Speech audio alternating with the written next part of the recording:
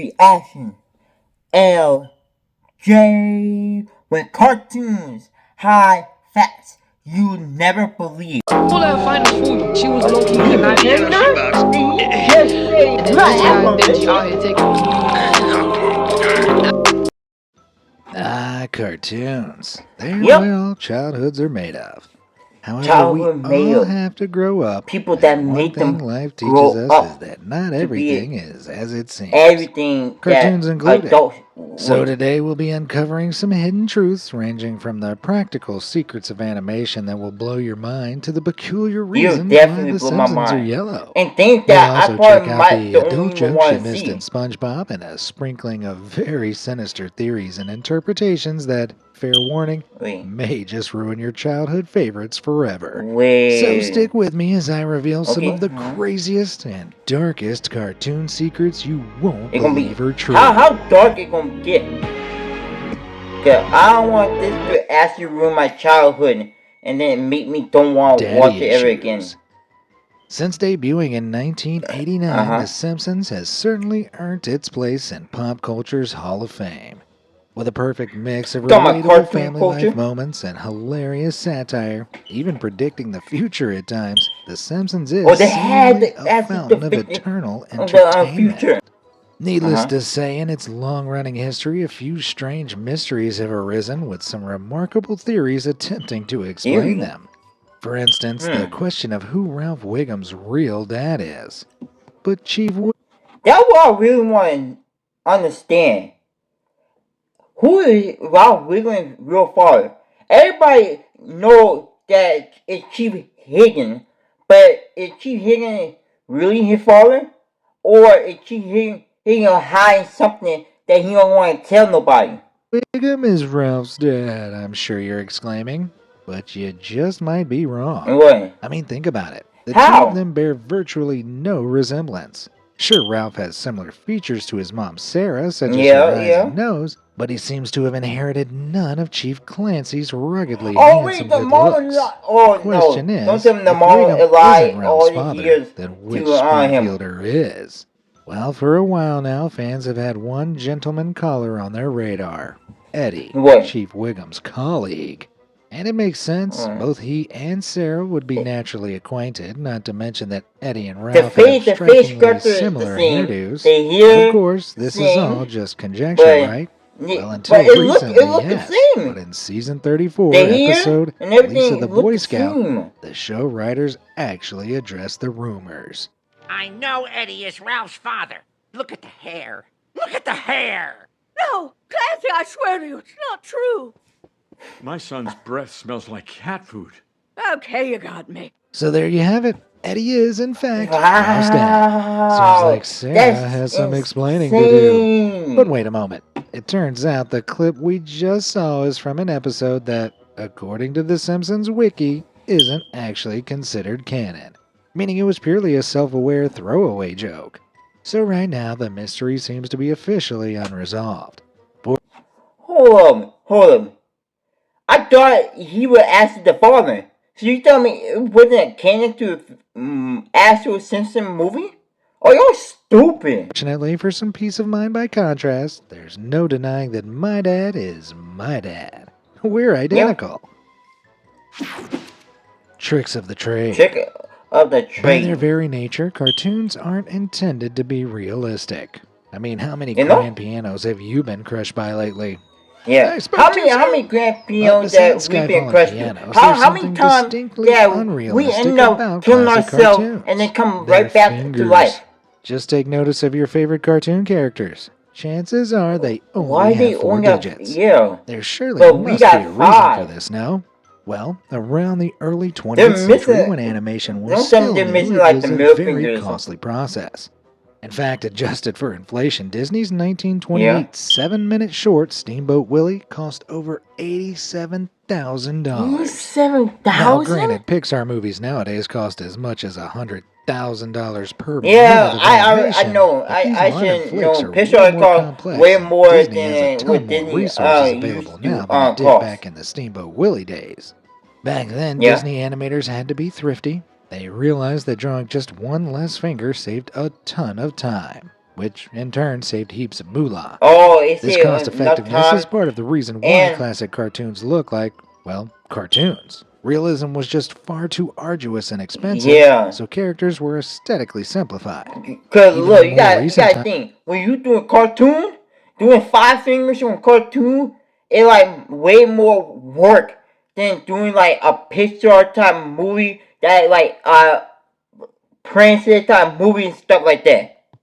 Animators have created similar shortcuts, such as Ursula the octopus having only 6 tentacles instead of 8. Intriguingly, given that cartoon fingers need to be large enough to see individually, animators have also concluded that 5 fingers just don't look right. Walt Disney even said himself if Mickey Mouse had 5 fingers, his hands would look like bunches of bananas. And that's an image no one wants to imagine.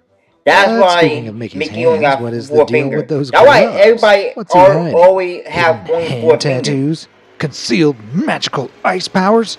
Green, rotten, infected claws from some rare rodent illness? Nope, nope, and no. Hey, while it's possible Mickey's fingers may look all kinds of weird under those gloves, there are a few official reasons classic cartoon characters like Mickey wear white gloves. Similar to the 4-finger situation, drawing gloves was quicker and easier, which ultimately cut down costs. You see, hands present several time-consuming challenges, such as joints and nails. That's why I don't have them. Gloves, on the other hand, pun fully intended, were an easy way for animators to convey hand gestures without the need to worry about finer details. It also had to do with color. Color TV wasn't mainstream until around the 90s. For Mickey, a mostly black character, it made sense for him to have contrasting white hands, as they'd otherwise get lost when interacting with his black body. A little more human. 4 fingers aside, can you spot anything that iconic cartoon characters like these 3 have in common? Yep, they each have something around their neck. In 1940, animation duo William Hanna and Joseph Barbera created what is now a cartoon icon, Tom and Jerry. Studios began churning out hit after hit. Titles included The Flintstones, Scooby-Doo, Yogi Bear, and The Jetsons, to name a few. Hanna-Barbera was going pedal to the metal, and it needed a way to streamline things, which was achieved by the unlikely addition of neck pieces. Hanna-Barbera discovered that if they added something around the neck to divide the head from the body, they could get away with animating only the head and using the same static drawing for the body when characters were stood still. Just take notice here how both Wilma and Betty's bodies are completely still, while their heads, divided by their necklaces, are the only things moving. Like necklace or Pretty scarf clever, or something around their There's neck. no doubt these classic cartoonists were true masters of the phrase, why work harder when you can work smarter? Yeah. Why work harder? Colorful characters. Waste up all that what time. makes the Simpsons family so iconic is their unique design. But do you actually know why they have yellow skin and such bizarre-shaped heads? In 1985, producer James L. Brooks proposed that Matt Groening adapt his comic book strip Life in Hell for short animations to be featured on The Tracy Ullman Show. Fearing that this might entail him giving up ownership of his characters, Matt decided to create some new ones instead. The story goes that one day he was left waiting over an hour for a meeting, so he got to doodling. And that time he claims he created the Simpsons family, which was essentially based on his own. Hold. He the one who created the Simpsons? I gotta give him a applause for that, because creating the Simpsons is so much work to do. He also had 2 little sisters, Lisa and Maggie, and an older sister called Patty. And there's an argument to be made that Matt himself is Bart. In fact, I'd be pretty concerned if he did. So why do the Simpsons have such strange appearances, haircuts, and head shapes, even when compared to their fellow Springfield residents? They're the principal characters, and as such, they have the most exclusive design that cannot really be seen in any other characters. But the real mystery is, why are they yellow? Why they not brown or white? Like, why most of the characters in it is yellow? Like, not only the Simpsons, but you look at the Simpsons movie or episode, they're more yellow characters than skin tone characters. They're like couple that skin tone character, but yellow is like more skin tone character. From being an eye-catching color that gives the show a memorable, distinctive look, there's the fact that Bart, Lisa, and Maggie have no line to differentiate as for hair and kind of pass for skin. That's Oh, what they so went it with. can't pass for Kinda like the me. hair and I skin. might look bald, but I actually have a ton of hair. Scooby-Dooby-Doo, where are you from? Having been on our screen since 1969, Scooby-Doo Classic. has This certainly one was the earned its first Scooby-Doo legendary I ever status. watched.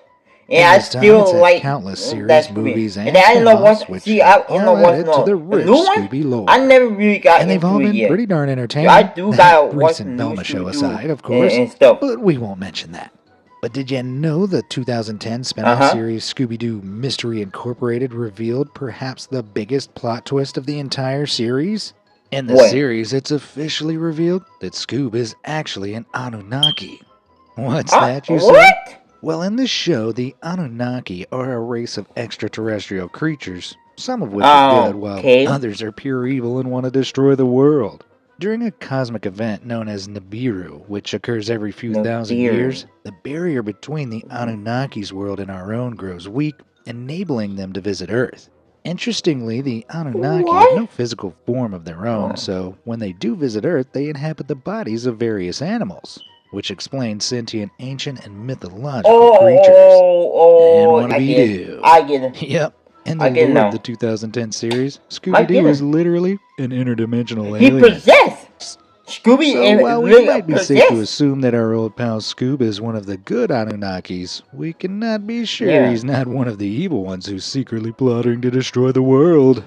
And He would have gotten away with it too if it wasn't for those meddling show writers giving him a completely new and off-the-cuff origin story.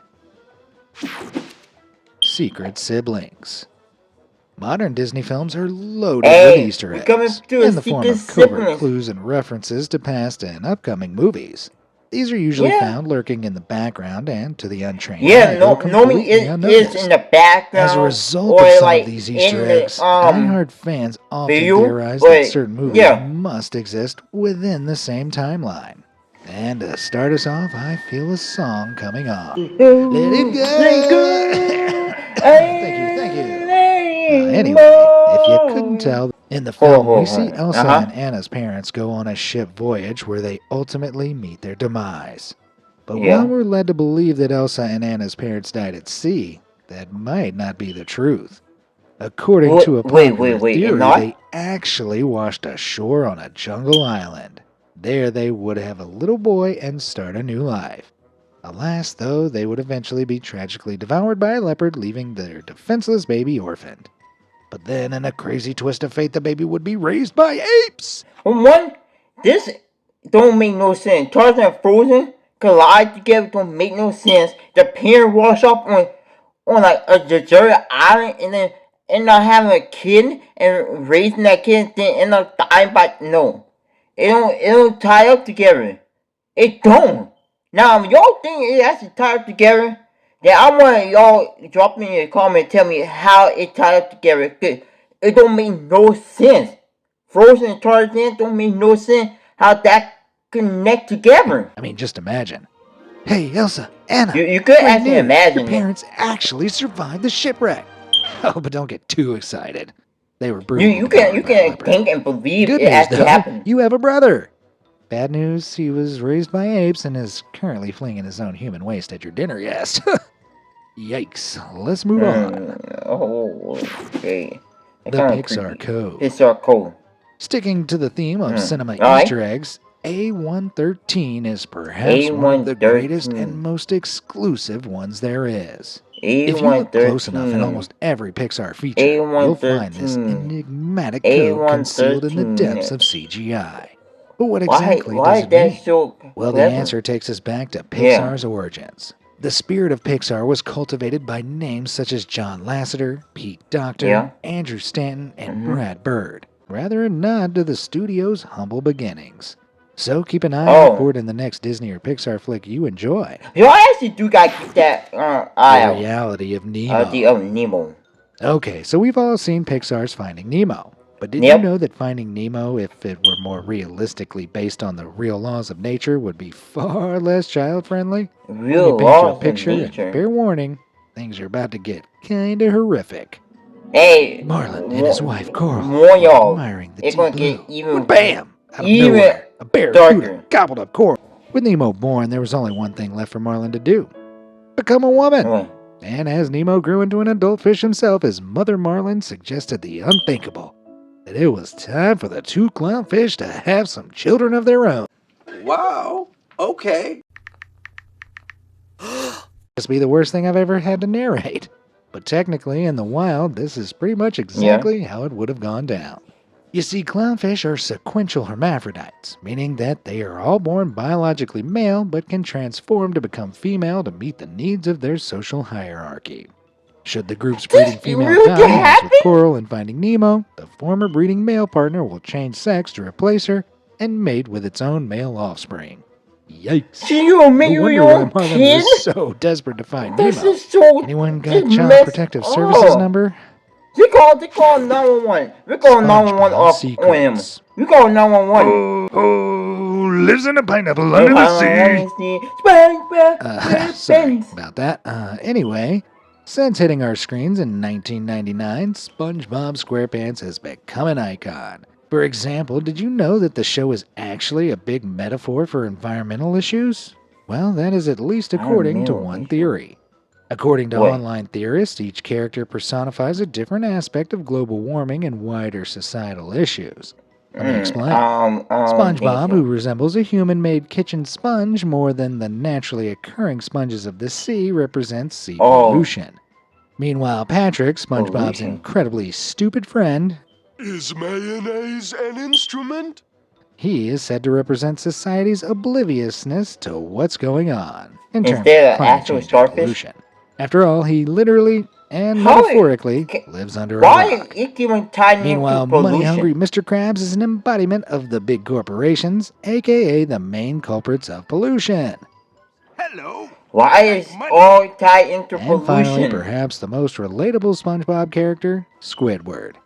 Oh, please. I have no soul. That cool. This misunderstood cultural fiend is thought to represent liberalism. What with his artistic passions and enlightenment often ignored, if not ridiculed, leaving him forced to work for a corporation he dislikes.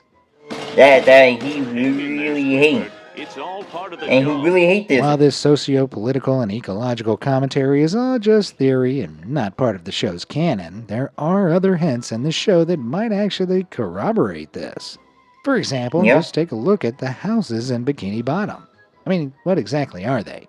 Well, some say they look a lot like car mufflers, potentially meaning that Bikini Bottom is so polluted that its residents have no option but to live in human trash. Do you think any of this checks out? The question I'm sure is on everyone's mind is, why does SpongeBob live in a pineapple? But why? Well, show creator, the late Stephen Hillenburg, explained that while things in the show might often seem random, everything is quite thought out. For instance, much of the visual imagery is inspired by Hawaiian and Polynesian culture, and lo and behold, pineapples are often a recurring motif in these cultures' art and fabrics. But besides that, Stephen also explained how he thought SpongeBob would simply like the smell of a pineapple. I mean, I get it. In the same vein, I'd like to live in a pot of Wendy's chili. Moving over to Squidward's humble abode, we can see how he lives in what looks to be one of the famed Easter Island statues.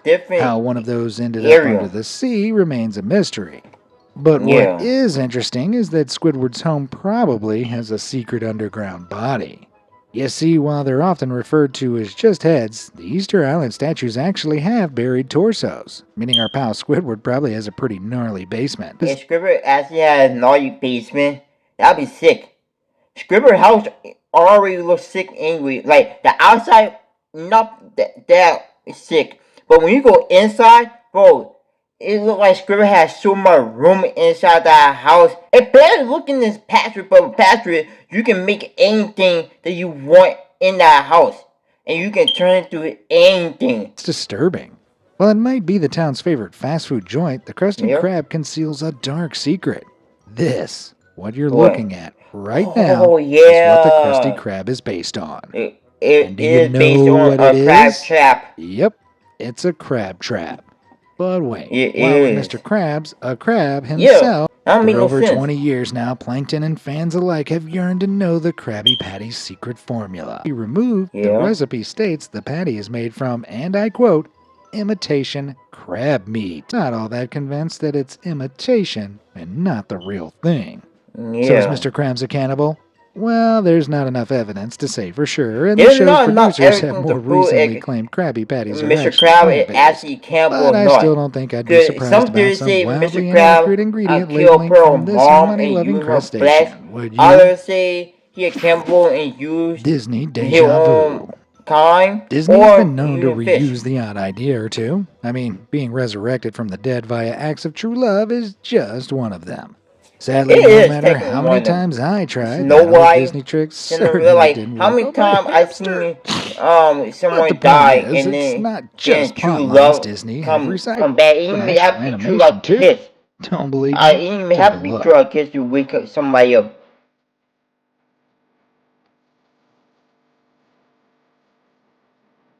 Alright, that actually do make a little sense right there.